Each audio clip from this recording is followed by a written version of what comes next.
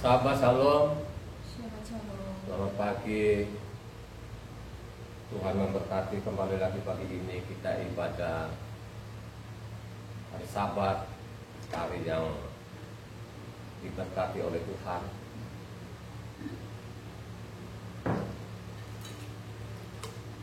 Hari yang dikuduskan. Siapa saja yang menghormati hukum-hukum Tuhan masuk Sabat ini akan memperoleh berkat. Itulah isi kitab suci. Sebelum terlambat, marilah saudara kembali kepada hukumnya Tuhan. Karena hukumnya Tuhan adalah kekal sampai selama-lamanya. Apalagi namanya hari Sabatnya ini tidak kita temukan dalam isi kitab suci itu. Suatu saatnya Sabat tidak berlaku lagi. Sabat itu kekal sampai selama-lamanya. Itu bagian daripada kita menghormati Tuhan, bagian daripada mengasihi Tuhan. Tapi kalau engkau menolak Sabatnya, engkau tidak mau lagi mengingat akan perintah Tuhan Sabatnya, itu bukan mengasihi Tuhan, tapi itu melawan Tuhan. Mari pagi ini belajar bersama-sama. Renungan kita, baca kitab suci pada pagi hari ini terambil dari Nehemia. Nehemia 9 ayat 1 sampai 38. Sekali lagi kita baca lengkap ini, saudara, yang penting sekali namanya Nehemia ini. Karena dari Mose itu, dari kitab Taurat itu sampai kepada Nehemia ini terakhir ya. Jadi ingat baik-baik surat. Jadi Nehemia ini bukan nabi, tapi dia seorang bupati. Bukan dia keturunan Lewi ya, tapi keturunan dari suku yang lain. Kurang lebih lah ya, dari kitab Mose itu kurang lebih 1000 tahun ya. Mari kita perhatikan, mencatat hari ini apa yang kita baca ini. Sudah selesai ibadah, nanti dibaca ulang lagi, direnungkan lagi, supaya kita hidup ini seturut kehendak Tuhan. Jangan kita melawan Tuhan. Sehingga berulang-ulang kali saya mengatakan, sebelum terlambat, marilah kita kembali kepada hukumnya Tuhan. Kalaupun di luar sana hukum Tuhan tidak berlaku lagi, sudah usang, harus dibuang. Tapi bagi kita penting sekali namanya hukum Tuhan ini. Hukum Tuhan kekal adanya. Sebelum terlambat, sekali lagi, sebelum terlambat, marilah engkau kembali kepada hukumnya Tuhan. Engkau mencintai termasuk hari Sabatnya ini. Jadi sekali lagi, pembacaan suci hari ini, renungan kita hari ini ambil dari Nehemia 9 ayat 1 sampai 38. Silakan Anda membaca ya, jelas supaya mendengar di luar sana. Nehemia 9 ayat 1 sampai 38. Demikian firman Tuhan. Pada hari yang ke-24 bulan itu berkumpullah orang Israel yang berpuasa dengan mengenakan kain kafan dan dengan tanah di kepala. Keturunan orang Israel memisahkan diri dari semua orang asing, lalu berdiri di tempatnya dan mengaku dosa mereka dan kesalahan nenek moyang mereka. Sementara mereka berdiri di tempat dibacakannya lah bagian-bagian dari kitab Taurat Yahweh Tuhan mereka selama 1/4 hari. Sedang 1/4 hari lain lagi mereka mengucapkan pengakuan dan sujud menyembah kepada Yahweh Tuhan mereka. Di atas tangga tempat orang-orang Lewi berdirilah Yesua, Bani Kadmiel, Sebanya, Buni, Serebia, Bani, dan Kenani. Dengan suara yang nyaring mereka berseru kepada Yahweh Tuhan mereka. Dan berkatalah Yesua, Kadmiel, Bani, Hasabnea, Serebia, Hodia, Sebanya, dan Petahya, orang-orang Lewi itu, bangunlah, pujilah Yahweh Tuhanmu dari selama-lamanya sampai selama-lamanya. Terpujilah namamu yang mulia, ditinggikan mengatasi segala puji yang hormat. Hanya Engkau adalah Yahweh. Engkau telah menjadikan langit, ya langit segala langit dengan segala bala tentaranya, dan bumi dengan segala yang ada di atasnya, dan laut dengan segala yang ada di dalamnya. Engkau memberi hidup kepada semua itu, dan bala tentara langit sujud menyembah kepadamu. Engkaulah Yahweh Tuhan yang telah memilih Abram dan membawanya keluar dari Ur Kasdim dan memberikan kepadanya nama Abraham. Engkau dapati bahwa hatinya setia terhadapmu, dan engkau mengikat perjanjian dengan dia untuk memberikan tanah Kanaan, tanah orang Het, tanah orang Amori, tanah orang Feris, tanah orang Yebus, tanah orang Girgasi kepada keturunannya. Dan engkau telah menepati janjimu karena engkau benar. Engkau melihat sengsara nenek moyang kami di Misraim dan mendengar teriakan mereka di tepi laut Teberau. Engkau telah memperlihatkan tanda-tanda dan mukjizat-mukjizat di depan Farao dan semua pegawainya serta seluruh rakyat negerinya. Karena engkau mengetahui mereka bertindak aku terhadap nenek moyang kami, dengan demikian engkau telah memasyurkan namamu sebagaimana nyata hari ini. Di hadapan mereka engkau membelah laut sehingga mereka dapat menyeberang melalui tempat yang kering di tengah-tengah laut. Tetapi pengejar-pengejar mereka telah kau campakkan ke air yang dalam, seperti batu ke air yang dahsyat. Dengan tiang awan kau memimpin mereka pada siang hari, dan dengan tiang api pada malam hari, untuk menerangi jalan yang mereka lalui. Engkau telah turun ke atas gunung Sinai dan berbicara dengan mereka dari langit, dan memberikan mereka peraturan-peraturan yang adil, hukum-hukum yang benar, serta ketetapan-ketetapan dan perintah-perintah yang baik. Juga kau berikan kepada mereka sabatmu yang kudus, dan memberikan kepada mereka perintah-perintah, ketetapan-ketetapan, dan hukummu dengan perantaraan Moses hambamu. Telah kau berikan kepada mereka roti dari langit untuk menghilangkan lapar, dan air kau keluarkan bagi mereka dari gunung batu untuk melepaskan dahaga. Telah engkau menyuruh mereka memasuki dan menduduki negeri yang dengan sumpah mengangkat sumpah telah kau janjikan memberikannya kepada mereka. Tetapi mereka nenek moyang kami itu bertindak angkuh dan bersetegang leher, dan tidak patuh kepada perintah-perintahmu. Mereka menolak untuk patuh dan tidak mengingat perbuatan-perbuatan yang ajaib yang telah kau buat di antara mereka. Mereka bersitegang leher, malah berkeras kepala untuk kembali ke perbudakan di Israel. Tetapi engkaulah Tuhan yang sudi mengampuni, yang pengasih dan penyayang, yang panjang sabar dan berlimpah kasih setianya. Engkau tidak meninggalkan mereka, bahkan ketika mereka membuat anak lembu tuangan dan berkata, inilah Tuhanmu yang menuntut engkau keluar dari Misraim dan membuat nista yang besar. Engkau tidak meninggalkan mereka di padang gurun karena kasih sayangmu yang besar. Tiang awan tidak berpindah dari atas mereka pada siang hari untuk memimpin mereka pada perjalanan. Begitu juga yang api pada malam hari untuk menerangi mereka, yang menerangi jalan yang mereka lalui. Dan engkau memberikan kepada mereka rohmu yang baik untuk mengajar mereka. Juga manamu tidak kau tahan dari mulut mereka, dan engkau memberikan air kepada mereka untuk melepaskan dahaga. 40 tahun lamanya engkau memberikan mereka makan di padang gurun. Mereka tidak kekurangan pakaian, mereka tidak rusak, dan kaki mereka tidak bengkak. Engkau menyerahkan kepada mereka kerajaan-kerajaan dan bangsa-bangsa, dan membagikan itu kepada mereka sebagai daerah perbatasan, sebab mereka duduk di tanah dari Sihon, raja negeri Hesbon, dan tanah dari Og, raja negeri Basan. Engkau membuat anak-anak mereka menjadi banyak seperti bintang-bintang di langit, dan membawa mereka ke tanah yang kau suruh kepada nenek moyang mereka untuk dihidupi dan dimasuki dan diduduki. Lalu anak-anak itu memasuki dan menduduki tanah itu, dan engkau menundukkan di hadapan mereka penduduk tanah itu, yakni orang-orang Kanaan, dan menyerahkan orang-orang itu kepada raja-raja mereka, maupun bangsa-bangsa tanah itu ke tangan mereka, supaya orang-orang itu diperlakukan sekehendak hati mereka. Mereka merebut kota-kota yang berkubu dan tanah yang subur. Mereka merampas rumah-rumah yang penuh berisi berbagai-bagai barang yang baik, tempat-tempat air pahatan, kebun-kebun anggur, dan kebun-kebun zaitun dan pohon buah-buahan dalam jumlah yang sangat banyak. Mereka makan dan menjadi kenyang dan gemuk. Mereka hidup mewah karena kebaikanmu yang besar. Tetapi mereka mendurhaka dan memberontak terhadapmu.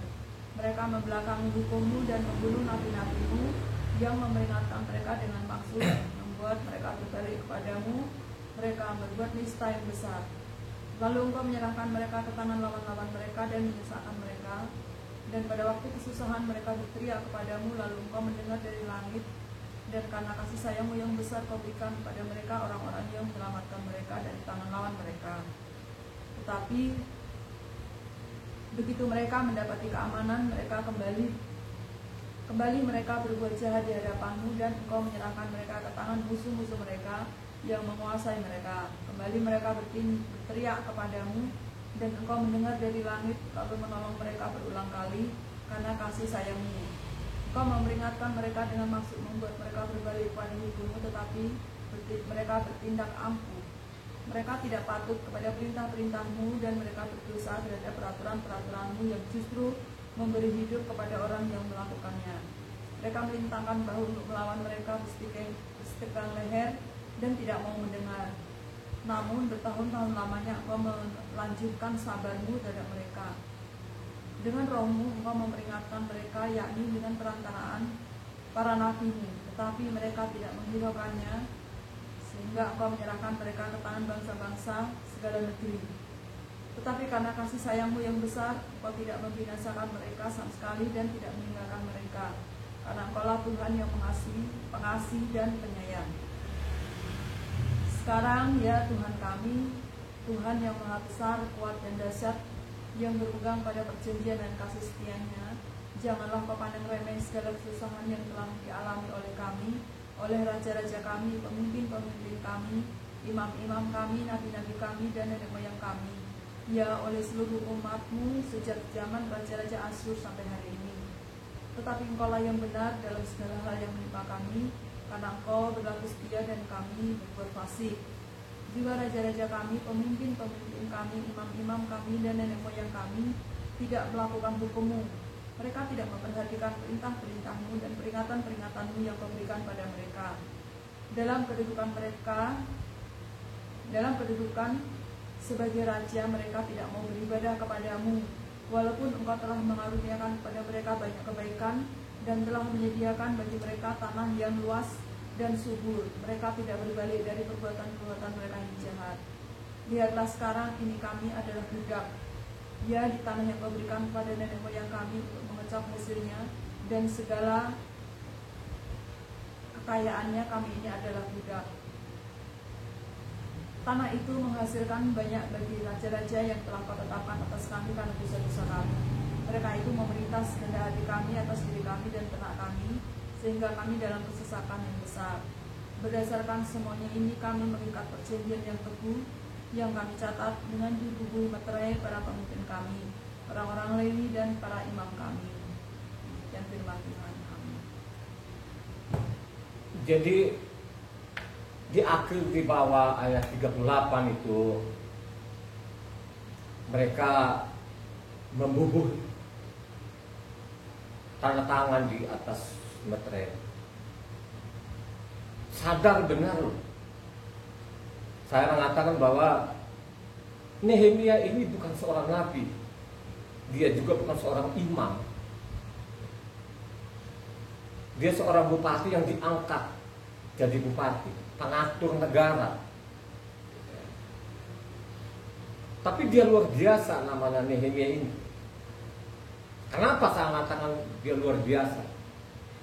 Dia tahu betul selama 70 tahun ada di Babel sana, begitu menderita mereka ini.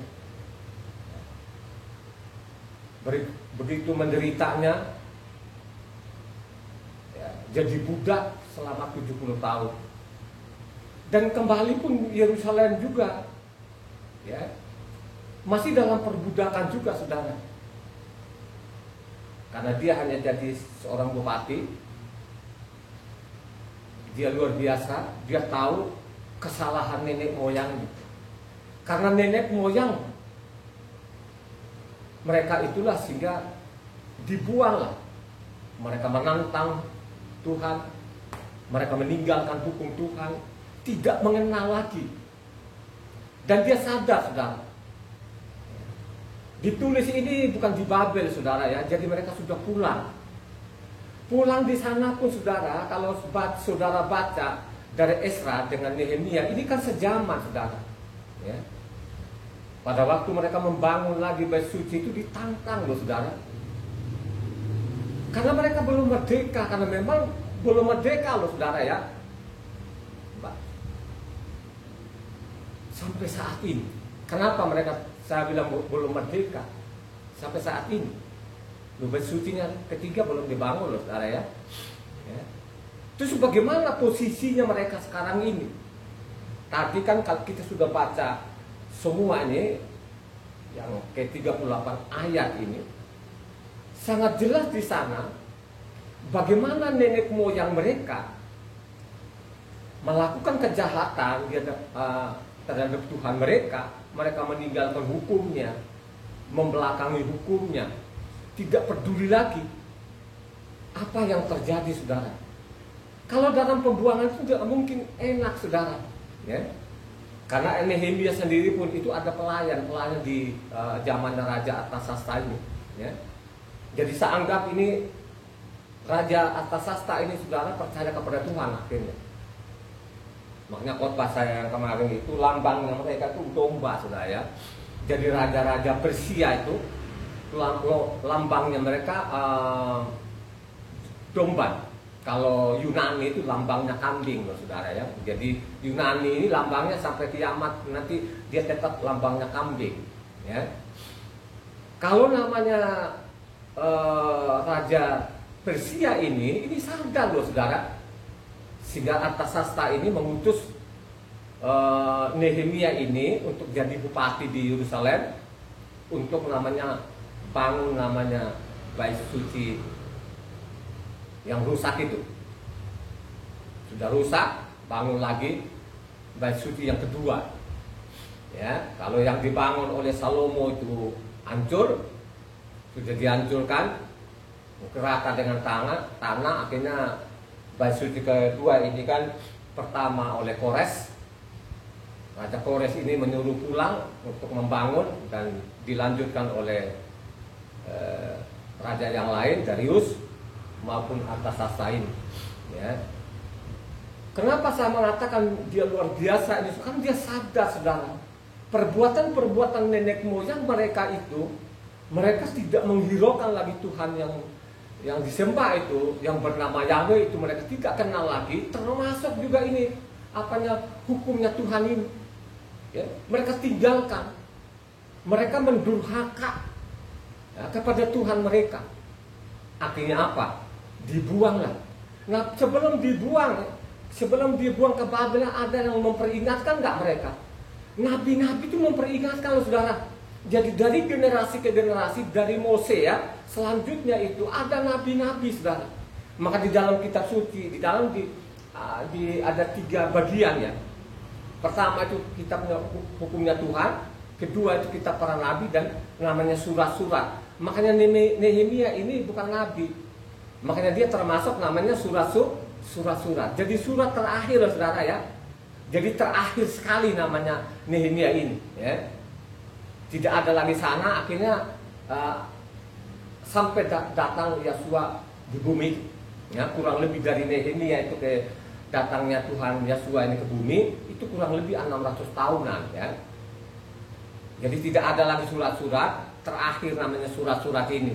Kalau kita nama nabi-nabi itu kan terakhir Maliaki. Tapi kalau surat-surat ini Nehemia yang paling terakhir ya. Kalau kita hitung-hitung zamannya, duluan mana namanya Maliaki dengan Nehemia, pasti duluan malah sekalipun sejaman ya, karena memang surat terakhir ini ya. Jadi perlu saudara baca kedua surat ini ya, Esra maupun Nehemia ya. Jadi kalau Esra itu hanya 10 pasal, kalau Nehemia ini 13 pasal. Dan saudara berusahalah untuk membaca supaya saudara itu tahu sejarahnya. Sejarahnya ini orang Israel sampai detik ini, sampai saat ini. Apakah mereka ini benar? Padahal kalau kita baca yang ayatnya 38 di bawah, mereka membubuk tanda tangan di atas materai. Mereka mengaku salah. Ya. Coba 37 ayat itu mereka mengaku salah, dan ayat ke-38 itu mereka bubuh tanda tangan di atas materai saudara ya. Makanya saudara baca selanjutnya, baca lagi nanti yang ke ayat 10 pasal 10-nya. Bagaimana di situ pemimpin-pemimpinnya mereka tanda tangan apa di atas materai yang mereka sepakati supaya mereka kembali kepada hukumnya Tuhan. Ya. Jadi mereka ini mau kembali kepada hukumnya Tuhan. Ya, termasuk ada di situ kalau mundur ke belakang Nehemia 8 di situ mereka rayakan pondok daun gitu kan. Baru selanjutnya nanti mereka rayakan Pesak. Mereka mau kembali lagi kepada hukumnya Tuhan. Ini yang saya mengatakan, ini bupati yang luar biasa. Ya. Dia tahu betul-betul, dan saya yakin bupati ini dia tahu isi kitab suci ini. Ya. Pasti dia pelajari. Ya. Sehingga dia sadar bahwa ada kesalahannya, dibuang selama 70 tahun. Pada waktu kembali lagi pun mereka tetap masih dijajah, ya. Tidak kembali seperti dulu, ya. Tidak ada raja di sana, hanya diangkat ini Nehemia jadi bupati. Sebelum Nehemia itu siapa yang tahu? Ya. Bupati siapa? Namanya Zerubabel. Ya. Jadi sebelum Nehemia ini ada namanya bupati Zerubabel. Ya. Ini keturunan Israel juga, Shealtiel. Kalau kita telusuri Shealtiel ini kan dari keturunan raja-raja juga, ya. Keturunan raja-raja Yoyakim, ya. Ini Shealtiel ini punya anak bernama Zerubabel. Sesudah Zerubabel digantikan oleh namanya bupati tadi Nehemia ini. Jadi Nehemia ini saudara bukan orang-orang Persia, tapi dia orang Yahuda, ya. Jadi orang benar, jadi bupati yang benar. Dia mengerti juga ketatanegaraan karena dia bupati, dan dia juga mengerti masalah hukum Tuhan. Karena dia mengerti hukum Tuhan, makanya diajaklah orang Israel supaya kembali kepada hukumnya Tuhan, ya. Karena tahu mereka ini, zamannya dia ini, ya, yang sisa-sisa itu yang dari kan. Waktu pembuangan itu 70 tahun kan, masih banyak yang masih hidup kan gitu kan. Karena perbuatan nenek moyang mereka ini akhirnya dijajah, dibuang ke Babel, dan sampai zamannya Nehemia sendiri pun mereka tetap masih dijajah. Karena dia hanya diangkat jadi bupati. Ini kan terbaca kalau kita baca tadi ayat 16, coba satu orang ayat 16 yang kencang. Kembali tadi Nehemia 9 ayatnya 16. Tetapi mereka, nenek moyang kami itu bertindak angkuh dan bersetegang leher dan tidak patuh kepada perintah-perintahmu. Jadi sangat jelas di sini akibat mereka tidak mematuhi hukummu, mereka meninggalkan hukummu, akhirnya mereka itu dibuang, ya, dibuang ke Babel gitu, ya. Namanya dibuang ke Babel pasti nggak enak lah. Bagaimana sih meninggalkan namanya Israel ini? Yang luar biasa, yang dibangun oleh namanya Raja Salomo ini dari emas itu saudara, dirobohkan dan dihancurkan dan dibuang selama 70 tahun, ya. Pulang sendiri pun juga kan tidak langsung mereka bebas saudara, masih dihalang-halangi untuk membangun lagi namanya Bait Suci saudara, ya. Akhirnya Darius lah yang tegas betul, ya. Siapa yang coba-coba yang menghalangi pembangunan Bait Suci ini, gantung itu orangnya. Jadi Raja Darius itu saudara, ya. Baca Daniel supaya saudara tahu itu, ya. Baca Daniel, nanti ketahuan itu siapa ini raja yang luar. Darius loh saudara, dilanjutkan oleh namanya Artasastai, ya. Jadi mereka ini raja-raja Persia luar biasa loh saudara, ya. Tidak seperti namanya Yunani itu penjajah loh saudara, jadi penjajah. Nah, jadi Yunani itu tidak berkata benar, ya. Tapi kalau nama orang Persia tadi terbaca mereka nanti, kalau engkau baca di Daniel, makanya saya mengatakan baca namanya kedua surat ini, Esra maupun Nehemia ini, supaya engkau ngerti, engkau paham, ya. Apa yang dilakukan oleh Esra itu seorang imam, ya, jadi ahli Taurat, jadi keturunan dari Aharon ini, jadi Esra ini ahli Taurat, ya. Jadi yang duluan itu zaman Artasasta itu, ini kedua orang ini zaman Artasasta, Raja Artasasta, jadi duluan namanya Esra, baru nyusul namanya Nehemia ini. Kalau kau baca nanti Esra lengkap dan juga pun Nehemia itu lengkap, ya, pasti ketahui. Nah, Jadi di situ sangat jelas tadi yang kita baca 16. Baca lagi ayatnya 26. Kembali tadi Nehemia 9 ayat 26 yang kencang. Tetapi mereka mendurhaka dan memberontak terhadapmu. Mereka membelakangi hukummu dan membunuh nabi-nabimu yang memperingatkan mereka dengan maksud membuat mereka berbalik kepadamu. Mereka berbuat nista yang besar. Coba kan mereka mendurhaka. Mereka membunuh nabi-nabimu yang memperingatkan mereka supaya kembali kepada hukumnya Tuhan, saudara. Ini sangat jelas, saudara ya. Dia sadar betul-betul. Ini pemberontak Tegar Tengku ini, mereka tidak menghiraukan Tuhannya mereka. Mereka menista namanya hukum Tuhan ini. Makanya saya berulang-ulang kali, ini zaman kita, ini zaman edan.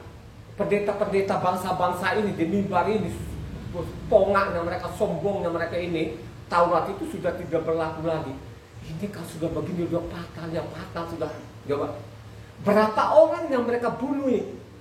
Si pendeta-pendeta zaman kita, zaman edan ini. Coba kan, kenapa mereka seperti itu, melakukan seperti itu? Karena masalah isi perutnya. Jadi dosa dari nenek moyangnya dia tidak sadar. Beda namanya Nehemia ini, saudara. Nehemia itu sadar sekali, apa yang dilakukan oleh nenek moyang mereka. Makanya kalau kita baca ayatnya 29 di sana, khususnya bagian C-nya, orang yang melakukan firman akan hidup, bagian C-nya. Coba ayatnya apa? Ayatnya 29. Ayat 29. Engkau memperingatkan mereka dengan maksud membuat mereka berbalik kepada hukummu, tetapi mereka bertindak angkuh, mereka tidak patuh kepada perintah-perintahmu, dan mereka berdosa terhadap peraturan-peraturanmu, yang justru memberi hidup kepada orang yang melakukannya.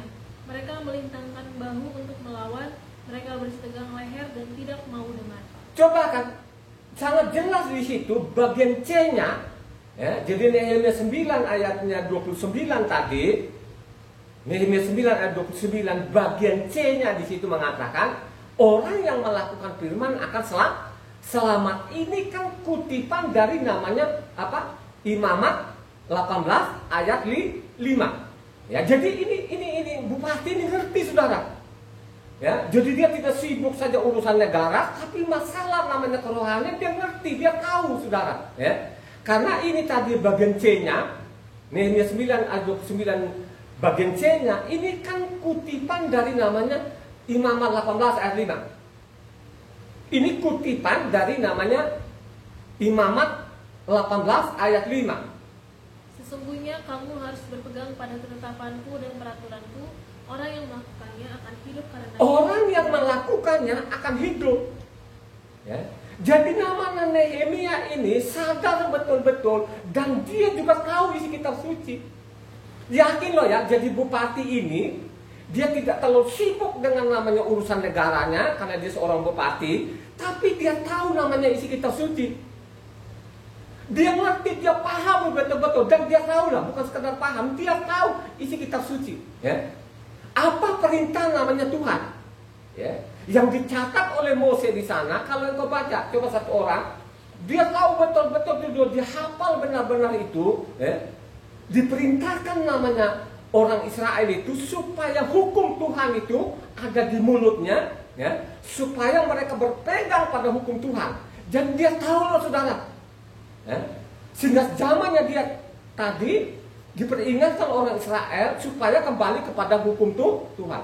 Coba satu orang, Keluaran 13 ayatnya 8 sampai 10 yang kencang. Dia tahu loh ini, saudara ya. Baca namanya Keluaran 13 ayatnya 8 sampai 10. Pada hari itu harus kau beritahukan kepada anakmu laki-laki, ibadah ini adalah karena mengingat apa yang dibuat Yahweh kepadaku pada waktu aku keluar dari Israel.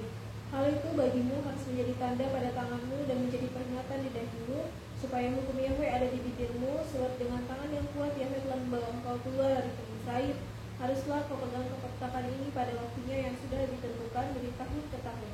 Coba, jadi kalau kita catat ini, saudara, dari namanya waktu Mose tulis ini, Keluaran namanya 13 tadi, Ya, ayatnya 8 sampai 10 ini mereka sudah menyeberang Laut Merah belum?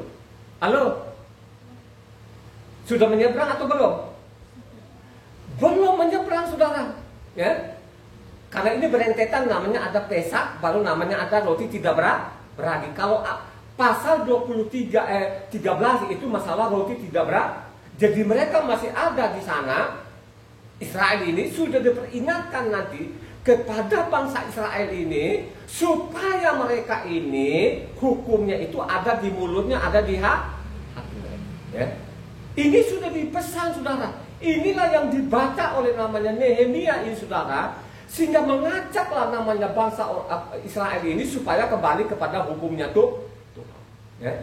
Coba bayangkan aja dari kitabnya Mose itu sampai zaman namanya Nehemia ini kurang lebih hampir 1000 tahun loh, saudara. Ya. Hampir 1000 tahun loh, saudara. Gak ada kitab lain, hanya kitabnya Mose. Makanya saya mengatakan kalau buku ini setebal itu, bukan ada lagi nanti kitab nabi-nabi itu adalah ajaran baru. Tidak pernah ada. Adanya nabi ini memperingatkan kepada siapa? Orang Israel itu supaya kembali kepada hukumnya tuh. Tapi mereka ulang lagi dari ayat 26, 9 apa? Ayat 26. Tadi kembali Nehemia 9 ayatnya 26. Supaya ini pendengar mencatat ini, saudara. Jadi tidak ada hukum lain yang Tuhan inginkan itu supaya hukumnya ini dipelihara. Ya? Gak boleh namanya hukum Tuhan tidak berlaku lagi. Ini kan fatal namanya. Ya? Bukan karena meninggalkan hukum itu akan dibuat. Ulang lagi namanya apa? Ayat 26. Kembali Nehemia 9 ayat 26. Tetapi mereka mendurhaka dan memberontak terhadapmu, mereka membelakangi hukummu dan membunuh nabi-nabimu. Membunuh nabi-nabimu, mereka memperingat, hei orang Israel, hei nabi-nabi, hei imam-imam, kembalilah kepada hukum Tuhan. Tapi mereka tidak menerima, mereka membunuh. Akibatnya apa? Ya? Dibuang. Kalau engkau baca Yeremia 38 di sana, bagaimana memperingatkan mereka? Ya? Peringatan terakhir, coba Yeremia 38 ayat 1 sampai 2. Memperingatkan mereka ini. Jadi sebelum dibuang ini sudah diperingatkan. Ya? Pertama lawan loh. Selama kurang lebih 23 tahun itu dari Raja Yosia itu sampai namanya dihancurkan di Yerusalem ini, saudara, itu diperingatkan. Coba Yeremia 38 ayat 1 sampai 2. Tetapi Sefaka ben Natan, Gedalia ben Pashur, Yukal bin Selemia dan Pashur ben Malkia mendengar perkataan yang tidak henti diucapkan oleh Yeremia kepada segenap orang banyak itu. Beginilah firman Yahweh, siapa yang tinggal di kota ini akan mati karena pedang, karena kelaparan dan karena penyakit sampar. Tetapi siapa yang keluar dari sini mendapatkan orang kasih, ia akan tetap hidup, nyawanya akan menjadi jarahan baginya dan ia akan tetap hidup. Coba kalau engkau baca lengkap itu Yeremia, saudara. Yeremia itu berusaha sampai terakhir zaman Zedekia ini, ya, memperingatkan supaya mereka ini kembali kepada hukumnya tuh, tapi mereka tidak mau, saudara. Termasuk juga Raja Zedekia ini, saudara. Ya.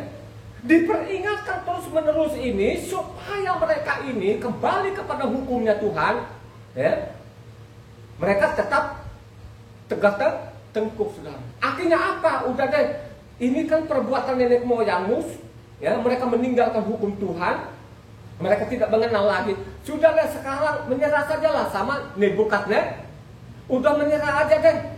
Kalau sampai nanti kamu tidak menyerah, kamu akan kena hukuman, ya, akan kena perang, penyakit dan lain sebagainya. Apakah pada waktu dia ngomong itu mereka hiraukan? Tidak juga. Ya. Kalau baca di bawahnya ayatnya 6 kalau nggak salah disebutkan ke apa? Habis ngomong itu disebutkan ke di ayat 6, coba. Ayat 6 tadi yang Yeremia 38. Maka mereka mengambil Yeremia dan memasukkannya ke dalam perigi milik Pangeran Mattia yang ada di pelataran penjagaan itu. Mereka menurunkan Yeremia dengan tali, di perigi itu tidak ada air, hanya lumpur. Lalu terperosoklah Yeremia ke dalam lumpur itu.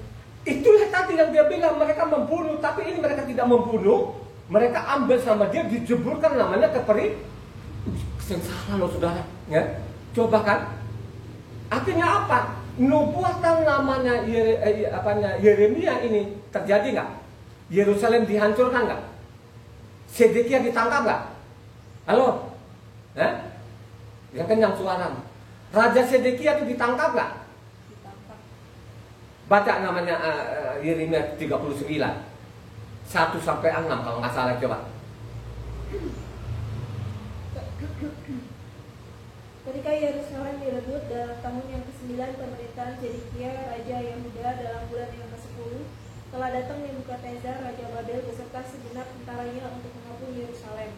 Dalam tahun yang ke-11 pemerintahan Zedekia dalam bulan yang ke-4, pada tanggal 9 bulan itu, terbelahlah tembok kota itu, maka datanglah para perwira Raja Babel itu lalu mengambil tempat di pintu gerbang tengah mereka itu ialah Nergal-Sarezer, pembesar dari Sinmargir, panglima, dan Nebusyazban, kepala istana, dan para perwira lainnya dari Raja Babel.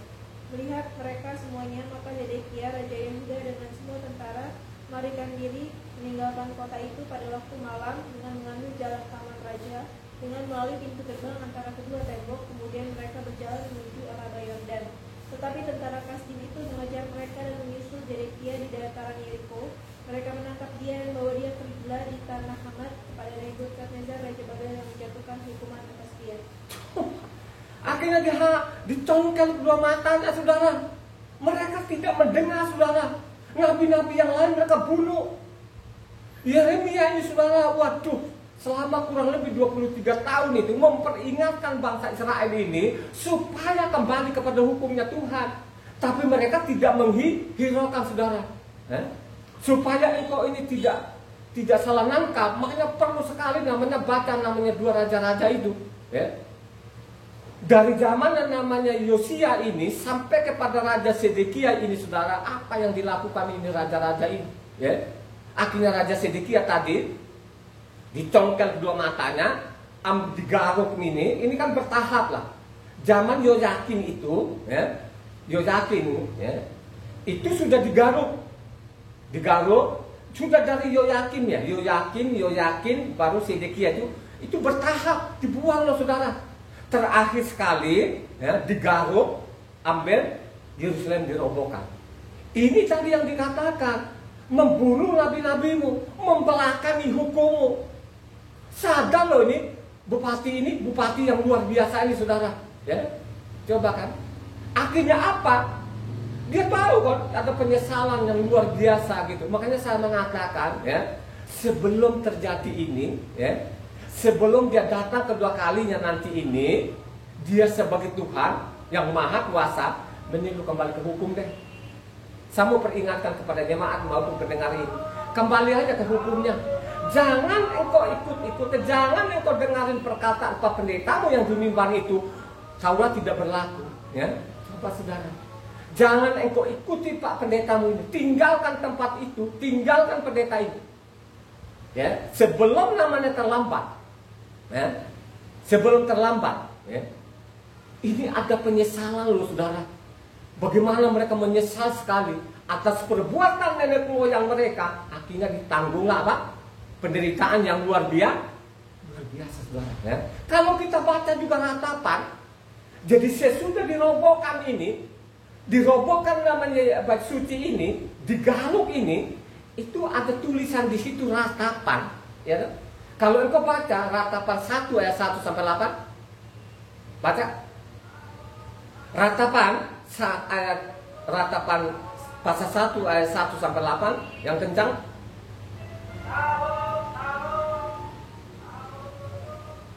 Betapa terpencilnya kota itu yang dahulu ramai, Asana seorang jenderal, ia yang dahulu agung di antara bangsa-bangsa, yang dahulu ratu di antara kota-kota, sekarang menjadi jajahan. Pada malam hari terseduh-seduh ia menangis, air matanya bercucuran di pipi. Dari semua kekasihnya tak ada seorang pun yang menghibur dia. Semua temannya mengkhianatinya, mereka menjadi sekutunya. Yehuda telah ditinggalkan penduduknya karena sengsara, dan karena perbudakan yang berat, ia tinggal di tengah-tengah bangsa-bangsa namun tidak mendapat ketenteraman. Siapa saja yang menyerang dapat memasukinya pada saat ia terdesak. Jalan-jalan ke Sion meliputi duka cita karena pengunjung-pengunjung perayaan tiada. Sunyi senyaplah segala pintu gerbangnya, berkeluh kesahlah imam-imamnya, bersedih-pedih darah-darahnya, dan dia sendiri pilu hatinya. Lawan-lawan menguasainya, seterus-terusnya berbahagia. Sungguh Yahweh membuatnya merana karena banyak pelanggarannya. Kanak-kanaknya berjalan di depan lawan sebagai tawanan, menyaplah dari putri Sion segala kemuliaannya. Pemimpin-pemimpinnya bagaikan rusa yang tidak menemukan padang rumput. Mereka berjalan tanpa daya di depan yang mengejarnya. Terkenanglah Yerusalem pada hari-hari sengsara dan penderitaannya akan segala harta benda yang dimilikinya dahulu kala. Tatkala terlikai jatuh ke tangan lawan dan tak ada penolong baginya, para lawan memandangnya dan tertawa karena keruntuhannya. Yerusalem sangat berdosa sehingga najis adanya. Semua yang dahulu menghormatinya sekarang menghinanya karena melihatnya telanjang, dan dia sendiri berkeluh kesah dan memalingkan mukanya. Coba saudara ayat 18. Loncat ke ayat 18. Yahwehlah yang benar karena aku telah memberontak terhadap firman-Nya. Dengarlah hai segala bangsa dan lihatlah kesedihanku, darah-darahku dan teruna-terunaku pergi sebagai tawanan. Saudara, akhirnya apa? Ada penyesalan yang luar biasa, saudara. Oleh ulah-ulah namanya pemimpin-pemimpinnya, nabi-nabinya, imam-imamnya, raja-rajanya, saudara. Akhirnya apa? Coba kan, mereka melihat ini hancur. Jadi saya mengatakan, engkau ini bangsa-bangsa, khususnya orang Kristen, mendingan kau kembali kepada hukum Tuhan. Jangan ikut-ikutan ajaran Pak Pendetamu. Pak Pendetamu itu dia ngomong apa? Dia melakukan itu untuk kepentingan perutnya. Coba kan? Kenapa saya bilang untuk perutnya di dalam? Karena dia incer namanya perpuluhannya. Hukumnya Tuhan katanya tidak berlaku lagi, tapi perpuluhannya dia bilang berlaku. Ya? Dia tidak berkata benar seperti yang dilakukan oleh namanya Nehemia ini. Ya? Ratapan 2 ayat 14. Ratapan 2 ayat 14. Nabi-nabimu melihat bagimu penglihatan yang dusta dan hampa. Mereka tidak menyatakan kesalahanmu guna memulihkan engkau kembali. Mereka mengeluarkan bagimu ramalan-ramalan yang dusta dan menyesatkan. Coba kan banyak juga nabi dulu. Makanya dulu ada namanya nabi benar dan nabi palsu. Zaman Yeremia ini, saudara, Yeremia tinggal sendirian, saudara. Banyak sekali nabi-nabi yang lain ini. Yeremia bernubuat bohong dan lain sebagainya, saudara. Makanya saudara tuh baca Yeremia itu, ya, karena itu 52 pasal, baca lengkaplah supaya saudara punya pemahaman, ya toh? Baca lengkaplah, baca sekali bacalah, ya. Pasti engkau tahu, saudara. Ya. Makanya mengatakan tadi itu yang dibunuh itu nabi-nabi, benar, saudara, ya toh? Makanya saya mengatakan 2 nabi yang saya catat di sini, yang babak belur itu yang dikejar-kejar, namanya nabi Elia maupun Nabi Yeremia, saudara. Kalau Nabi Elia itu langsung naik bulat-bulat ke sorga. Tapi kalau Yeremia tadi kan kita sudah baca kan, Yeremia 38 ayatnya 6 diambil dilemparin, saudara. Coba kalau ikutin nasihatnya dia, tidak mungkin akan dihancurkan namanya bait suci itu. Udah deh, mendingan sekarang jangan lawan deh sama Nebukadnezar ini, tapi akhirnya dilawan, dihancurkan, saudara. Ya, coba. Ratapan 3 ayatnya 13. Ratapan 3 ayat 13. Ia menyusupkan ke dalam hatiku segala anak panah dari tabungnya. Coba ayat 13. Ratapan 3 ayat 13. Ia menyusupkan ke dalam hatiku segala anak panah dari tabungnya. Ratapan 5 ayat 7. Bapak-bapak kami berbuat dosa, mereka tak ada lagi, dan kami yang menanggung kedurjanaan mereka. Akhirnya kami menanggung kedurjanaan mereka ini. Coba apakah ada Pak Pendeta sekarang itu yang sadar ini, saudara? Tidak ada. Dosa ini terus berjalan, bertumpuk-tumpuk. Setiap minggunya itu dia teriak-teriak di mimbar, hukum Taurat tidak berlaku. Coba, saudara, mereka mengganti-ganti di dalamnya, saudara. Kalau dinasehatin, malah melawan. Coba kan, mereka tidak berkata benar. Pendeta-pendeta zaman kita ini gila betul. Itu hampir 100% itu tidak berkata benar. Tapi kalau dia perpuluhan, dia ingat betul. Dia kejar-kejar perpuluhan, saudara. Apakah pada zaman Nehemia ini sudah tanda tangan di atas materai. Mereka tetap patuh nggak hukum Tuhan? Halo? Satu orang.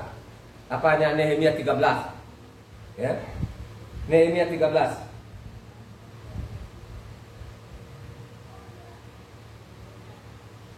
(23-29). Kelihatan dari situ lah, makanya perlu sekali saudara membaca itu bahasa Esra maupun Nehemia, supaya saudara itu punya pegangan apa yang dilakukan orang-orang Yahudi sampai detik ini. Ya, makanya saya mengatakan ini orang Yahuda ini, ya, sampai detik ini itu dosanya saudara menumpuk-numpuk. Kenapa saya mengatakan numpuk-numpuk? Karena Tauratnya mereka ditinggalkan lagi. Ada namanya Talmud. Terus sekarang banyak sekali aliran-alirannya. Mereka tidak tinggalkan lagi Taurat ini. Mereka bikin namanya buku karangannya mereka namanya Talmud, saudara. Ya. Ini perbuatan mereka dari Nehemia ini sampai kedatangan Yosua sampai detik ini. Ya. Ini dosanya mereka nih saudara ya. Bertumpuk-tumpuk saudara. Ya. Tapi sekalipun namanya bertumpuk-tumpuk ini dosanya, itu ada janji sama mereka. Karena dia ingat namanya perjanjian Abraham dan Ishak dan Yakub, saudara. Jadi masih ada pengampunan mereka ini. Kalau kita ini saudara, tunas liar ini ditebang dan dibunuh, kamu mengatakan Taurat itu tidak berlaku, itu kamu ditebang masuk neraka, bukan saya loh. Ya, baca namanya Roma 11. Supaya engkau tahu diri ini, bangsa-bangsa ini, khususnya orang Kristen ini. Ya. Ini Pak Pendeta, kamu gak bakalan dia baca ini. Gak bakalan dia baca. Tetap saja dari mimbar itu katanya Taurat sudah tidak berlaku lagi, ya, sudah gak zamannya lagi. Coba. Ini pendeta-pendeta ini yang mengejar namanya perburuan. Ya, mengejar namanya isi perutnya, karena dari sana itu Eropa masuk di Indonesia begitu sampai saat ini.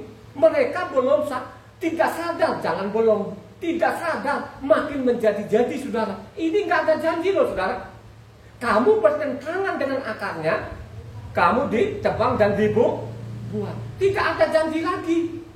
Kita ya bangsa-bangsa tidak ada janji lagi. Tapi kalau engkau patuh kepada hukumnya, ya, kau ikuti Tauratnya, pasti diselamatkan. Amin. Itu janjinya Tuhan. Ya. Baca tadi yang Nehemia 13 ayatnya 23-29 yang kencang supaya pendengar ini mencatat. Ini dosanya mereka orang Yahudi ini sampai saat ini. Ini masih dicatat dari situ. Ya. Karena tidak ada surat-surat lagi. Nanti nongol-nongolnya sana ada bukunya bernama mana Talmud. Dari Talmud itulah dibuang. Ya. Seluruh Eropa sana, makanya ada namanya Holocaust itu, dibantai itu 6 juta orang. Ya. Nah inilah yang mereka pulang sekarang ini, karena dibantai dipulang ada sekarang yang di Yerusalem ini. Ya. Tapi belum mereka juga sadar. Baca 29. Pada masa itu juga kulihat bahwa beberapa orang Yahudi memperistri perempuan-perempuan Asdod, perempuan-perempuan Amon atau perempuan-perempuan Moab. Sebagian dari anak-anak mereka berbicara bahasa Asdod atau bahasa lain itu dan tidak tahu berbicara bahasa Yahudi. Aku menyesali mereka, kutubi mereka dan beberapa orang di antara mereka kupukuli dan kucabut rambutnya dan kusuruh mereka bersumpah demi Tuhan demikian. Janganlah sekali-kali kamu serahkan anak-anak perempuanmu kepada anak-anak laki mereka, atau mengambil anak-anak perempuan mereka sebagai istri untuk anak-anak lelakimu atau untuk dirimu sendiri. Bukankah Salomo Raja Israel telah berbuat dosa karena hal semacam itu? Walaupun di antara begitu banyak bangsa tidak ada seorang raja seperti dia yang dikasihi Tuhannya dan diangkat oleh Tuhan itu menjadi raja seluruh Israel, namun dia pun terbawa ke dalam dosa oleh perempuan-perempuan asing itu. Apakah orang harus mendengar bahwa juga kamu berbuat segala kejahatan yang besar itu, yakni berbuat setia terhadap Tuhan kita karena memperoleh istri perempuan-perempuan asing?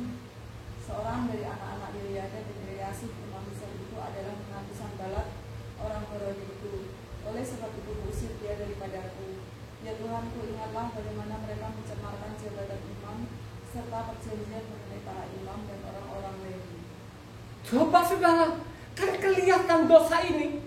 Dosa ini lagi nongol lagi saudara, sampai namanya Yosua datang ke bumi saudara. Makanya kalau kita baca di sana namanya Yohanan 7 ayat 19 sana, mereka tidak ada lagi yang apa? Yang melakukan hukum Tuhan. Jadi dari situ itu kurang lebih 600 tahun itu saudara, dosa dan dosa lagi menumpuk-numpuk. Makanya kalau kita baca namanya Matitia 23 di sana, hai kamu keturunan ular beludak saudara. Ya? Ini yang dikatakan siapa? Ini orang-orang Israel ini. Kelihatan sekali tadi kan, imam besarnya ini, besanan sama bukan orang Israel. Kelihatan saudara. Padahal kalau kita baca Esra, kita baca Esra 9 sampai 10 sana, supaya meninggalkan namanya wanita-wanita asing itu saudara. Kembali tadi kan sudah tanda tangan di atas meterai, tapi Nehemia 13 melakukan dosa lah. Nah dosa inilah sampai detik ini saudara makin menjadi-jadi. Itulah orang-orang yang tidak pernah baca kitab suci. Setiap kita ngomong masalah yang nama Yahweh, mereka ngomong memang kamu lebih dari orang-orang Yahudi sekarang ini. Orang Yahudi kok sekarang itu mereka tidak ngomong masalah Adonai, Hasen, mereka pakai itu. Oh, kita kok pakai nama Yahweh. Itulah orang-orang yang tidak ada isi kepalanya. Kenapa dia spontan? Karena dia tidak tahu isi kitab sucinya. Kalau dia baca kitab suci itu, Taurat itu kekal, kita harus namanya berseru kepada namanya, harus kita panggil namanya Yahweh. Kita berdoa itu kepada namanya Yahweh. Ya, bahwa dia juga lah yang turun di bumi ini menjadi anak manusia bernama Yahweh penyelamat. Amin. Lu begitu loh di dalamnya. Coba kan. Sekarang dosa ini makin menumpuk-numpuk saudara, makin menjadi-jadi. Coba kan? Kenapa saya mengatakan ini?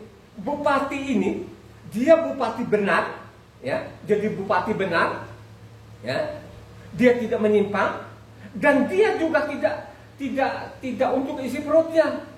Malah saya mengatakan bupati ini dia tidak ambil upah, ya. Makanya coba saya selidiki kitab suci ini selama 24 tahun ini, saya teliti kitab suci ini. Ada dua orang ini, bukan nabi, bukan juga orang Lewi, gitu. Tapi mereka ini dua orang sama persis. Siapa? Mungkin yang pernah baca kitab suci yang sama persis ini siapa? Yang tidak mentikam isi perutnya siapa? Siapa? Rasul Saul. Saudara. Jadi antara Rasul Saul ini dengan namanya Nehemia ini, kalau Rasul Saul itu tua-tua, dia bukan imam ya. Jadi Rasul Saul itu bukan imam, tapi dia adalah tua-tua. Dia punya pengalaman ya dalam kerohaniannya. Oke, dia tahu betul kan gitu, dia ahli juga kan gitu. Tapi dia bukannya apa? Bukan namanya imam, dan dia bukan nabi juga. Ya, coba kan? Akhirnya diambillah Tuhan menjadi rasul saudara ya, jadi rasul antara nabi sama lah ya. Awalnya dia orang biasa saja ya. Tapi kalau kita baca namanya kedua orang ini mirip nggak? Dua orang ini saudara, padahal bupati itu kan ada upahnya dong, pasti ada gajinya ya. Dia tidak mau loh saudara, malah dia sumbangkan karena dia tahu betul-betul waktu pulang ini Yerusalem aja pun udah hancur ya. Banyak orang yang menggadekan apa? Kebunnya, tanahnya, segala macam kan gitu loh. Banyak utang deh. Sehingga dia ini sumbangkan saudara, sumbangkan kepada rakyat ini. Dia tidak ambil jatah sebagai bupati ya. Beda dengan katanya bupati sebelum dia memberatkan rakyat. Tapi kalau dia ini saudara, dia namanya berkata jujur. Dia tahu namanya isi kitab suci, apa yang dilakukan oleh nenek moyang dia tahu saudara. Ya. Kalau orang membaca kitab suci, kalau orang teliti, coba satu orang, namanya Nehemia 5, supaya kita tahu ini bupati benar, luar biasa benarnya, dia mengerti apa hukum Tuhan, ya. Dia sangat dekat kepada Tuhan, ya. Ini bupati ini, dan dia juga tidak mau menerima namanya upah. Ayat 14. Nehemia 5 ayat 14. Pula sejak aku diangkat sebagai bupati di tanah Yahuda, yakni dari tahun ke-20 sampai ke tahun ke-32 pemerintahan Artasasta, jadi 12 tahun lamanya aku dan saudara-saudaraku tidak pernah mengambil pembagian yang menjadi hak bupati. Coba kan, dari namanya bupati ini dengan bawah-bawahan ini, nggak ada yang korupsi, saudara. Nggak ada. Ayat 18, Pak lengkap, ayat 18. Yang disediakan sehari atas tanggunganku ialah seekor lembu, 6 ekor kambing domba yang terpilih dan beberapa ekor unggas, dan bermacam-macam anggur dengan berlimpah-limpah setiap 10 hari. Namun dengan semuanya itu, aku tidak menuntut pembagian yang menjadi hak bupati, karena pekerjaan itu sangat menekan rakyat. Coba kan saudara, dia tidak, malah dia yang mengeluarkan apa? Uang saudara. Untuk membela namanya, dia sudah tahu dalam keadaan susah. Beda loh zaman sekarang. Untuk menjadi bupati sekarang, dia galang masa, dia cari pendukung dananya. Akhirnya apa? Pada waktu jadi bupati nanti, itu digerogoti namanya APBD-nya. Sudah. Sekarang begitu loh saudara. Makanya saya mengatakan ini, di sekulernya gila, kerohaniannya juga gila. Menggila loh saudara. Coba kalau di zaman kita sekarang ini, ya, mau dari bupati ke, mau namanya sampai ke presidennya saudara, mereka cari pendukung dananya saudara. Akhirnya habis itu mereka gerogoti namanya APBN. Coba kan, kalau sudah bupati nanti bupati sendiri juga tidak kalah gesitnya, ya. Coba kan untuk menggerogoti namanya APBD-nya saudara, ya. Kenapa dia gerogoti? Karena waktu sebelum dia jadi bupati ini kan dia galang masa.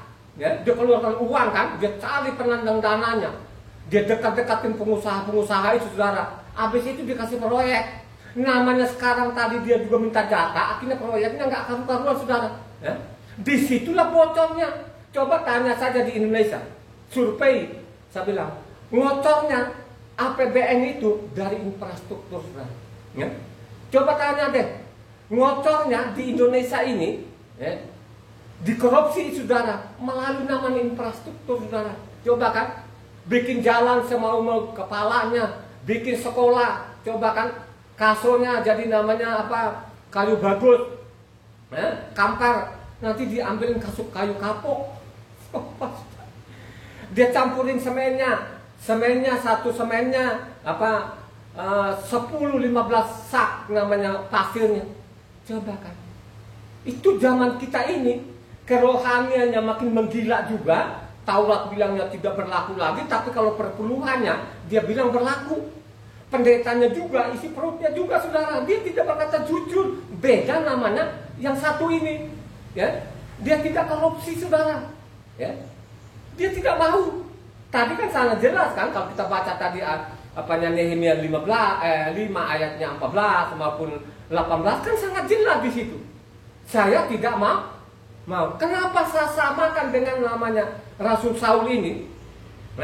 Rasul Saul itu waktu dia bertobat itu kan dia pergi sana kemari kan untuk menyampaikan kepada namanya orang Israel, makanya pergilah kepada domba-domba yang hilang. Katanya apa yang kamu sudah peroleh dengan cuma-cuma, apa? Berikanlah dengan. Tapi kalau Pak Pendeta nggak mau angkat itu, dia tidak mau loh saudara. Dia tidak mau angkat namanya Matitia 10 ayatnya 8, nggak mau dia.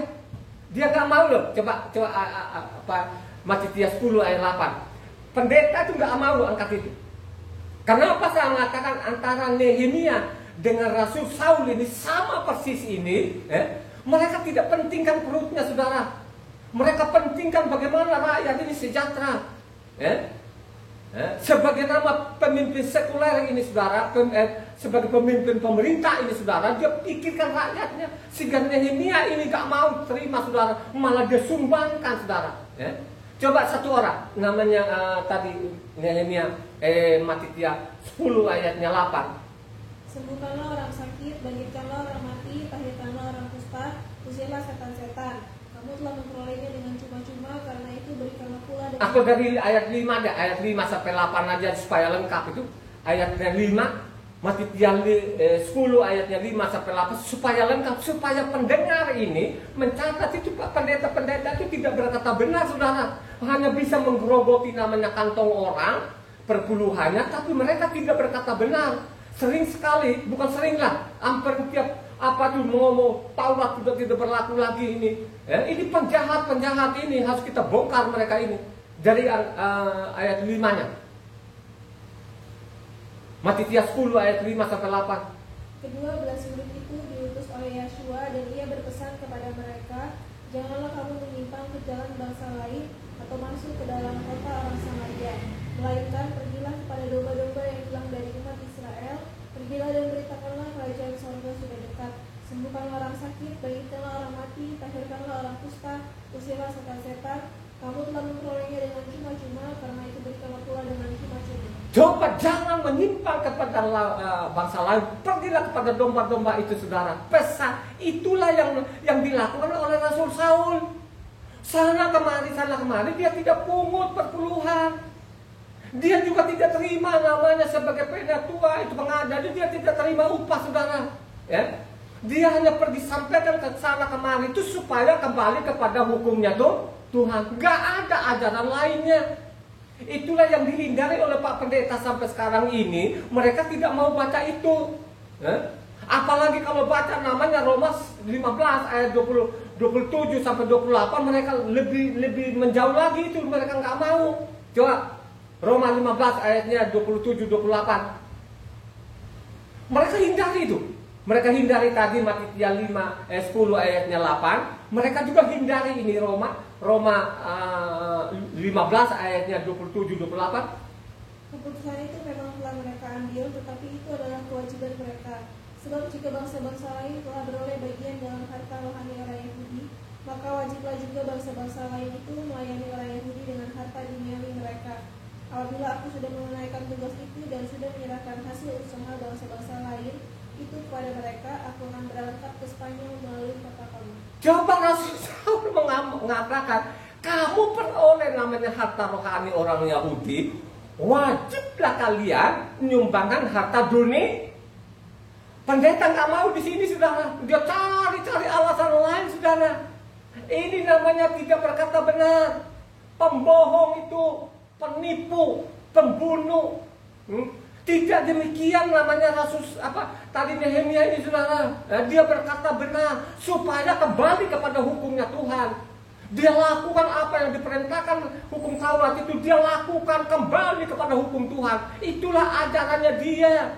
Ya? Ini bukan nabi, bukan imam. Dia seorang bupati yang benar, saudara. Kenapa saya bilang sama dengan Rasul Saul ini? 1 Korintus 9 ayat 14 sampai 18.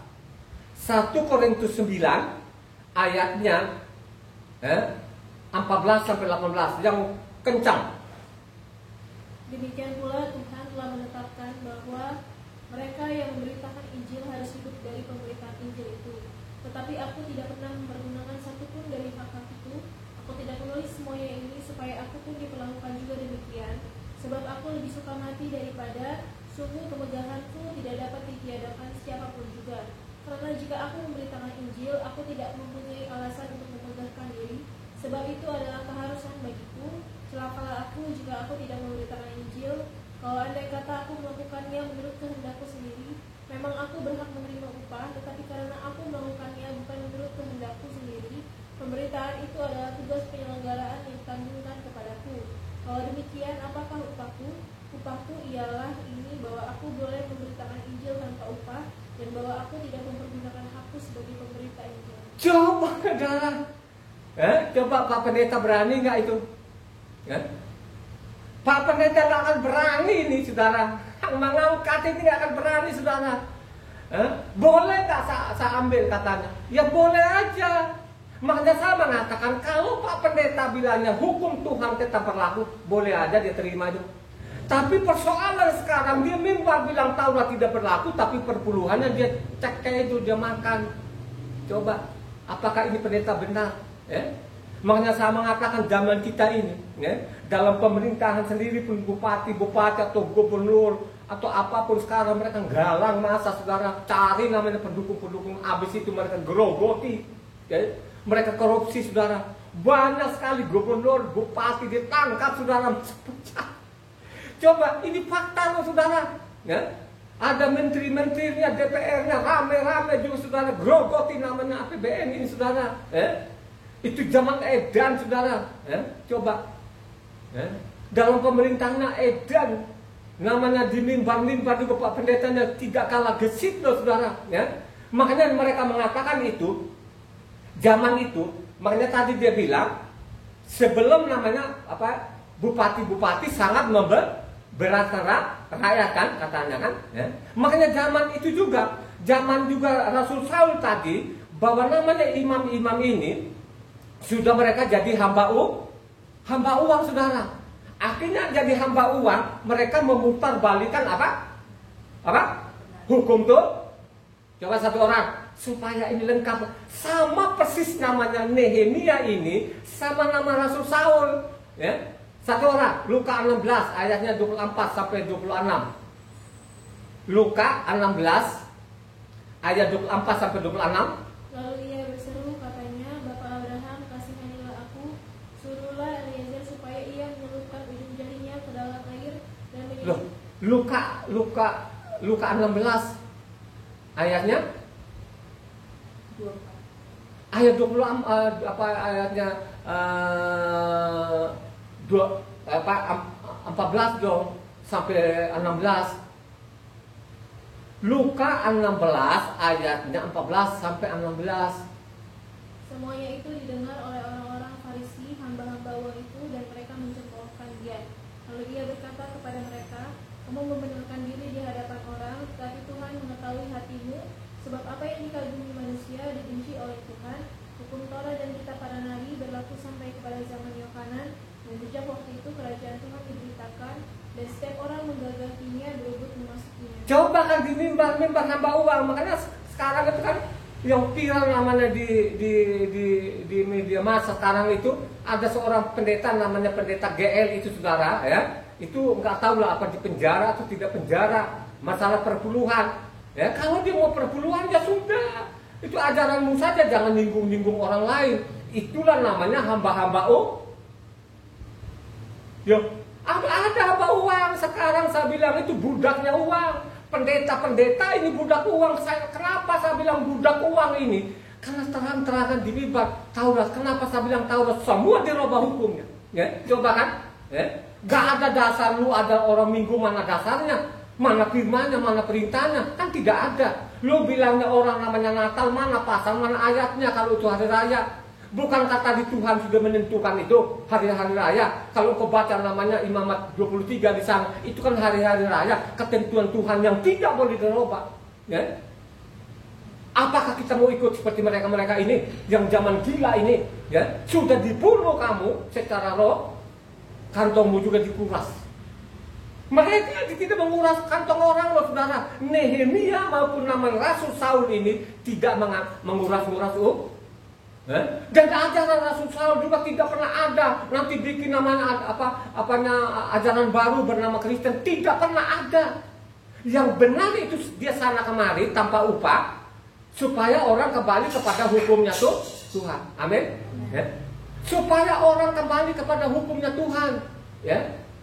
Coba kalau orang baca namanya dari Kisah Para Rasul 21 ayat 19 sampai 24. Ya. Coba catat ini, saudara. Ada Rasul Saul itu tidak pernah mengajari orang, ada ajaran baru, tidak pernah ada. Hanya dia pergi sana kemari supaya kembali kepada hukumnya Tuhan. Yang dilakukan juga namanya Nehemia sama, saudara. Ya. Dari ayat 19 sampai 24. Kisah Para Rasul 21. Saul memberi salam kepada mereka, lalu menceritakan dengan terperinci apa yang dilakukan Tuhan di antara bangsa-bangsa lain oleh pelayanannya. Mendengar itu, mereka memuliakan Tuhan, lalu mereka berkata kepada Saul, saudara, lihatlah 1,000 orang Yahudi telah menjadi percaya dan mereka semua rajin memelihara Taurat. Tetapi mereka mendengar tentang engkau, bahwa engkau mengajar semua orang Yahudi yang tinggal di antara bangsa-bangsa lain untuk melepaskan hukum Mose. Sebab engkau mengatakan supaya mereka jangan menyunatkan anak-anaknya dan jangan hidup menurut adat istiadat kita. Jadi bagaimana sekarang? Tentu mereka akan mendengar bahwa engkau telah datang kemari. Sebab itu lakukanlah apa yang kami katakan ini. Di antara kami ada 4 orang yang bernazar. Bawalah mereka bersama-sama dengan engkau, lakukanlah pentahbiran dirimu bersama-sama dengan mereka dan tanggungkanlah biaya mereka, sehingga mereka dapat mencukurkan rambutnya. Maka semua orang akan tahu bahwa segala kabar yang mereka dengar tentang engkau sama sekali tidak benar, melainkan bahwa engkau tetap memelihara hukum Taurat. Coba saudara, apa kabar-kabar bahwa Rasul Saul itu sudah orang Kristen segala macam. Akhirnya isu itu tidak benar. Isu-isu itu tidak benar. Ada namanya sekte Nasrani atau agama Nasrani atau agama Kristen, ternyata tidak engkau tetap namanya patuh kepada hukum Tuhan, saudara. Ya? Kalau engkau baca lagi namanya Kisah 24 dan selanjutnya di sana, dia bertanggungjawabkan, saya tidak pernah ada dalam pikiranku untuk merubah meninggalkan hukum Tuhan, tidak pernah ada. Ini perkataan Rasul Saul. Makanya saya mengatakan kedua tokoh ini sama persis. Namanya Nehemia dengan Rasul Saul sama persis. Ya? Bagaimana Nehemia ini ingat akan perintah Tuhan zaman Mose itu sampai terakhir sekali surat-surat ini supaya orang kembali kepada hukumnya Tuhan. Itulah yang diperkosa tadi dari namanya Nehemia itu sampai zamannya Tuhan Yesua itu ditulislah di sana namanya Luka itu bahwa namanya imam-imam itu hamba-hamba uang dan mereka juga memutarbalikkan apa hukum Tuhan. Mereka meninggalkan hukum Tuhan. Kelihatan kok. Ya, tadi kalau kita sudah baca tadi Nehemia 13 tadi itu sudah kelihatan di situ. Itulah benih-benih dosa mereka sampai saat ini, sampai detik ini. Ya. Kalau mereka melakukan dosa itu masih ada namanya janji kepada mereka. Tapi kalau engkau orang asing ini Taurat tidak berlaku, kau tunggu waktu akan dijeburkan namanya ke neraka. Bukan saya, ya, ya. Bukan saya. Ya. Bacalah kitab suci atau kalau kau baca lagi namanya Matikian 13 di sana, ya. Itu kan berapa 50 lebih ayat itu, ya. Kau nanti tidak menghiraukan namanya hukum Tuhan itu, makanya engkau akan dikumpulkan, dilemparkan ke neraka, saudara. Nggak ada kompromi, saudara. Saya mau peringatkan kepada orang Kristen ini yang menghujat-hujat nama Yahweh, yang namanya yang menista namanya hukum Tuhan ini, saudara. Ingat baik-baik, ya. Dari awal tadi kan Nehemia tadi kan sudah peringatkan, mendingan kau takluk aja lah. Kau ikut sajalah apa yang dikatakan namanya Nebukadnezar ini daripada kau ngelawan nanti akan hancur loh. Kalau kau nggak luput dari perang, pasti penyakit loh. Kan gitu kan? Apakah manusia ini diperingatkan dari awal nggak? Ya, diperingatkan loh, saudara. Ya, kalau kamu meninggalkan ini hukum Tuhan, nanti ada akibatnya. Contoh misalnya Mazmur 83. Nah, ini Mazmur 83 ini, saudara. Makanya saya mengatakan ini bukan hanya Taurat saja. Mereka benci nama orang Kristen ini, termasuk nama-nama orang mereka ganti semua itu. Ya. Itu sudah dicatat juga di sana. Makanya dia bilang kejarlah dengan badaimu dengan puting beliung. Mazmur 83 ayat 14 sampai 17. Seperti api yang membakar hutan dan seperti nyala api yang menghanguskan gunung-gunung. Kejarlah mereka dengan badaimu dan kejutkanlah mereka dengan puting beliungmu. Penuhilah muka mereka dengan kehinaan supaya mereka mencari namamu ya Yahweh.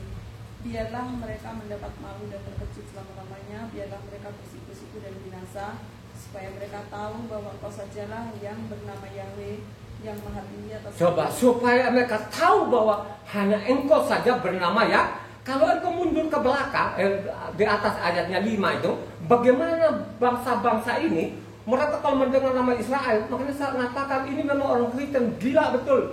Nama-nama orang sudah mati kok dirubah, diganti-ganti ini coba. Coba ayatnya 5 atau dari 4 lah.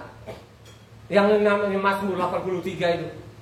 Kata mereka, marilah kita lenyapkan mereka sebagai bangsa, sehingga nama Israel tidak diingat lagi. Sungguh mereka telah berunding dengan satu hati, mereka telah mengadakan perjanjian melawan Engkau. Coba kan kalau ini sekarang diincar satu ini, saya mengatakan bangsa ini memang bangsa ajaib. Kalau engkau baca kitab suci, sekalipun mereka begitu dosanya kepada Tuhan mereka, tapi masih ada janji. Makanya benar nggak nubuatan namanya Mazmur ini? Benar saudara. Mereka berkeinginan sekarang bagaimana Israel ini harus dilenyapkan sebagai bangsa kan? Coba kan sampai dibuang ke Babel, sampai ke Eropa dan lain sebagainya. Sekarang lagi kan, wah pokoknya Israel ini yang paling getol ini yang untuk melenyapkan bangsa ini adalah namanya Iran. Ya. Padahal ini Iran itu ada raja-raja yang luar biasa loh dulu itu. Ya. Persia loh ya. Mengatakan Nebukadnezar akhirnya dia bertobat percaya kepada Tuhan. Ada namanya Raja Darius, ada namanya Raja Artasasta ini saudara yang kita bicara hari ini. Ya. Ini raja-raja Persia loh saudara. Persia itu kan ada di Iran, antara Iran dan Irak saudara. Itu kerajaan Persia saudara. Ya. Sekarang namanya di Iran ini begitu getolnya sekarang supaya namanya Israel ini harus dilenyapkan di kolong isi kitab suci tidak pernah akan dilenyapkan sampai kapanpun. Ya. Isi kitab suci ya, bukan kata saya sendiri, ya, tapi isi kitab suci yang bangsa ini tidak pernah akan dilenyapkan. Sekalipun mereka berusaha seperti orang Kristen yang mengatakan, kan mereka bilang ada perjanjian baru. Betul, perjanjian baru di sana nama-nama orang baru saudara. Ya toh?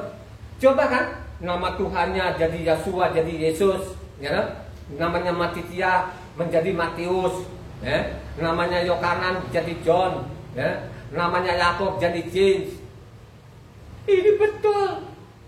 Siapa yang melakukan? Oh, ini orang Kristen saudara. Ini orang mati kok diganti-ganti nama. Ya? Ini perbuatan mereka ini yang dari Eropa sana. Ini ajaran ini kan dari Eropa mereka terima di Indonesia ini saudara. Sampai saat ini mereka mencak di mimbar. Oh, Taurat tidak berlaku lagi. Padahal kalau kita baca ini tadi, suruh kembali kepada hukumnya Tuhan. Makanya saya mengatakan kurang lebih 4.000 tahun itu dari namanya Mose tadi. Kalau kita baca namanya tadi Keluaran 13 ayatnya berapa tadi 8 sampai 10 tadi, itu kan sangat jelas loh saudara, ya. Supaya hukum itu ada di mulut, supaya aku berpegang kepada, inilah yang diingat oleh namanya Nehemia, sehingga suruh kembali kepada hukumnya tuh Tuhan saudara. Peringatan kejalan dengan sekarang dikejar dengan badai nggak? Amerika lulu lanka nggak dengan badai?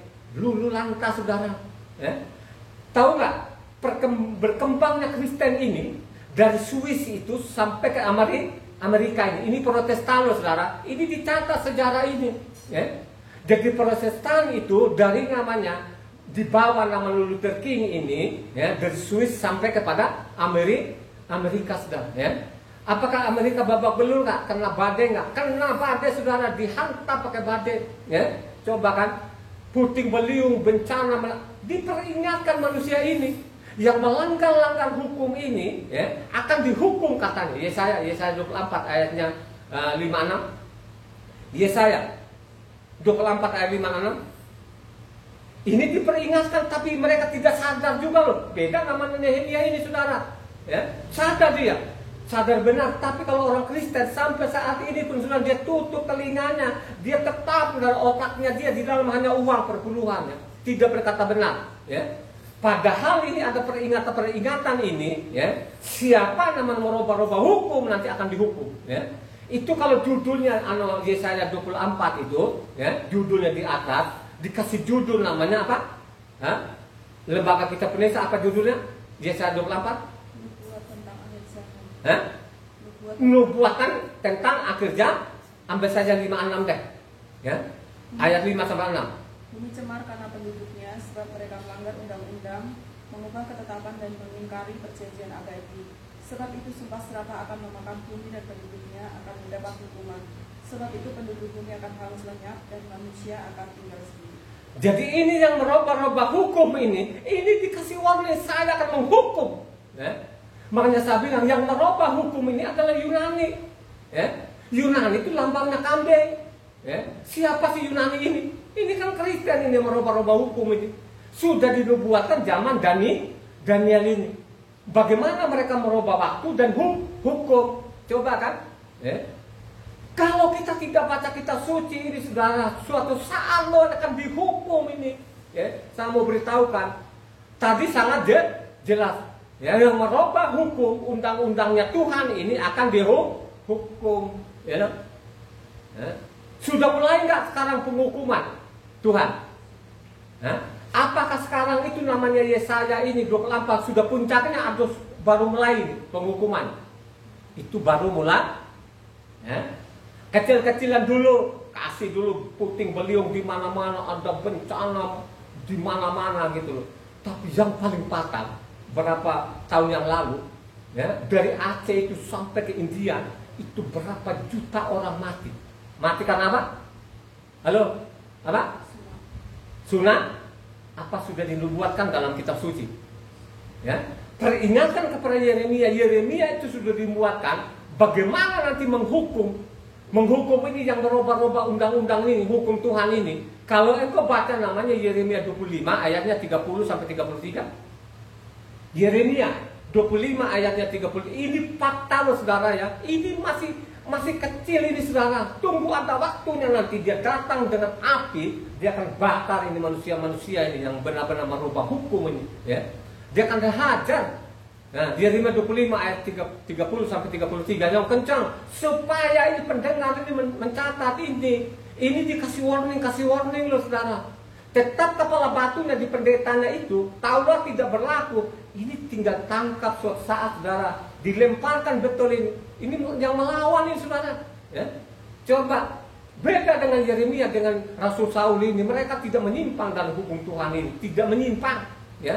Ajaran mereka Taurat itu kekal sampai selama-lamanya. Baca yang kencang.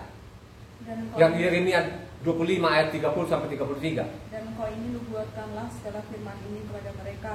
Katakanlah kepada mereka, Yahweh akan menengking dari tempat tinggi dan memperdengarkan suaranya dari tempat pernaungannya yang kudus. Ia akan mengaum hebat terhadap tempat penggembalaannya, suatu pekik seperti yang dipekilkan pengirik-pengirik buah anggur terhadap segenap penduduk bumi ini. Deru perang akan sampai ke ujung bumi, sebab Yahweh mempunyai pengaduan terhadap bangsa-bangsa. Ia akan berperkara dengan segala makhluk, orang-orang fasik akan diserahkannya kepada pedang. Demikianlah firman Yahweh. Beginilah firman Yahweh semesta alam, sesungguhnya malapetaka akan menjalar dari bangsa ke bangsa. Suatu badai besar akan berkecamuk dari ujung-ujung bumi. Maka pada hari itu akan bergelimpangan orang-orang yang mati terbunuh oleh Yahweh dari ujung bumi sampai ujung bumi. Mereka tidak akan diratapi, tidak akan dipukulkan, dan tidak akan dikuburkan. Mereka akan menjadi pupuk di ladang. Coba saudara, berapa tahun yang lalu berapa orang dari Aceh sampai ke India saudara, jutaan orang mati saudara, bukan ribuan, jutaan. Ini dikasih warning. Yang merubah-rubah hukum ini sudah dikasih warning. Apakah orang Kristen sadar? Tetap saja dosanya tiap hari. Coba mengajak orang menantang Tuhan. Bukankah Tuhan datang? Aku bukan menyatakan Taurat 1 titik 1 iota. Apakah orang mendengar ini? Tetap saja mereka melakukan membabi buta karena isi perutnya.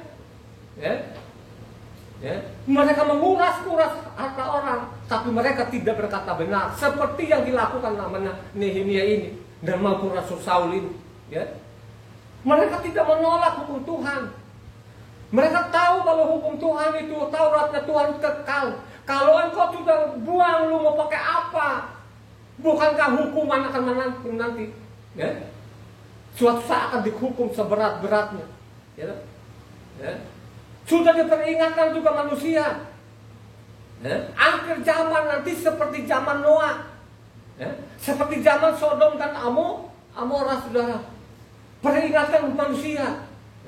Jangan bila orang Kristen mereka berjingkar-jingkar di meja, mari kita kosongkan nama neraka, omong kosong. Lo yang tambah terus apa perlu di neraka sana? Karena lo mengatakan Taurat itu tidak berlaku lagi, tidak zaman lagi, sudah usang, mengajarkan kebencian.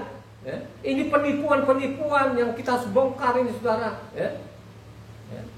Ini perbuatan-perbuatan dari Eropa ini saudara. Eropa sudah nggak ada lagi yang percaya Tuhan. Mereka sudah sadar itu saudara. Hanya di Indonesia ini tetap saja. Karena mereka apa? Yang di mimbar tidak punya kemampuan kerja sekuler. Hanya bisa menipu. tidak berkata benar, seperti namanya Nehemia dengan Rasul Saul ini, ya. Hanya bisa menipu-nipu orang, dosanya dari Eropa sana, coba kan, pindah ke Indonesia, dari generasi ke generasi tidak sadar sampai saat ini, tidak sadar loh saudara. Padahal Tuhan memperingatkan kita itu, nanti akhir zaman seperti zaman Noah. Salah satu orang, Matitia 24 ayat 67 sampai 69, ayat 37 sampai 39. Sebab sebagaimana halnya pada zaman Noah, demikian pula halnya kelak pada kedatangan Anak Manusia. Sebab sebagaimana mereka pada zaman sebelum air bah itu makan dan minum, kawin dan mengawinkan, sampai kepada hari Noah masuk ke dalam bahtera, dan mereka tidak tahu akan sesuatu sebelum air bah itu datang dan melenyapkan mereka semua. Demikian pula lah halnya kelak pada kedatangan Anak Manusia. Seperti zaman Noah, kalau kita pikir-pikir dari Adam sampai Noah itu saudara, jutaan manusia juga. Akhirnya berapa orang yang hidup? Halo, hanya 8 orang. Sampai zaman Noah itu saudara, waktu bikin kapal ini bukan 1-2 hari, bukan 1-2 tahun, sudah bertahun-tahun, puluhan tahun saudara. Apakah ada orang sadar, malah diketawain saudara? Akhirnya apa? Datanglah banjir. Coba berapa juta orang musnahlah di kolong langit ini. Pakai air. Ini diperingatkan manusia. Kalau kamu meninggalkan hukum Tuhan itu, kalau kamu tidak mendengarkan itu, nanti jadinya seperti zaman Noah. Ya, seperti zamannya Noah. Ya, Lukas 17 ayat 26 sampai 30. Dan sama seperti terjadi pada zaman Noah, demikian pula lah halnya kelak pada hari-hari Anak Manusia. Mereka makan dan minum, mereka kawin dan dikawinkan, sampai kepada hari Noah masuk ke dalam bahtera. Lalu datanglah air bah dan membinasakan mereka semua. Demikian juga seperti yang terjadi di zaman Lot. Mereka makan dan minum, mereka membeli dan menjual, mereka menanam dan membangun. Tetapi pada hari Lot pergi keluar dari Sodom, turunlah hujan api dan hujan belerang dari langit dan membinasakan mereka semua. Demikianlah halnya kelak pada hari di mana Anak Manusia menyatakan dirinya. Zaman Noah 8, zaman Sodom Amora hanya 3 orang saudara. Ini diperumpamakan. Kalau kamu meninggalkan hukum, tidak mendengar, nanti seperti itu. Gitu? Dihukum namanya Sodom dan Amora itu pakai api. Ya? Coba kan. Makanya dia bilang, hukuman pertama aku tidak akan pakai air. Hukum kedua nanti akan pakai api saudara, akan dia bakar ini saudara. Siapa saja yang meninggalkan Taurat tidak berlaku, tunggu waktunya, bukan saya. Makanya baca kitab suci dengan lengkap, supaya engkau tidak gagal paham. 2 Kefa 2 ayat 4 sampai 8.